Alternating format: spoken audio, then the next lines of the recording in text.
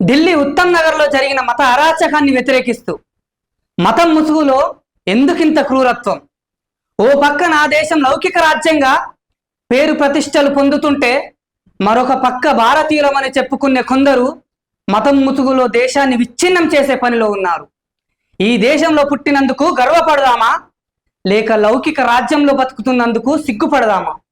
మతం అంటే ఎందుకింత పిచ్చి? ఈ పిచ్చే ఎంతో మందికి మతోన్మాదమై అదొక మహమ్మారిలో చుట్టుముట్టుకుంది. ఈ విచ్చలవిడితనానికి గమ్యం ఏంటి? మిస్సైల్ మ్యాన్ గా తన జ్ఞానం మొత్తాన్ని దేశ ప్రగతికి దారపోసిన అబ్దుల్ కలాం గారు పుట్టిన నేల ఇది. మహనీయుల పవిత్రమైన నెత్తురుతో తడిసిన నేలలో మత ఘర్షణలు సృష్టిస్తూ నా దేశ లౌకికత్వాన్ని ఊరేస్తున్న మీరు పుట్టడం ఈ దేశ దౌర్భాగ్యమే. దేశ మూలాలను మంటలు కలుపుతూ సోదర భావాన్ని సమాధి చేసేందుకు సిద్ధమైన మతోన్మాదులారా, నా దేశాన్ని వీడి వెళ్ళిపోండి. ఈ నేలపై మతం పేరుతో నెత్తురు పారించు వారంతా ఉగ్రవాద మూకలే. కాగడ కవిత్వం, నేను మీ సాగర్.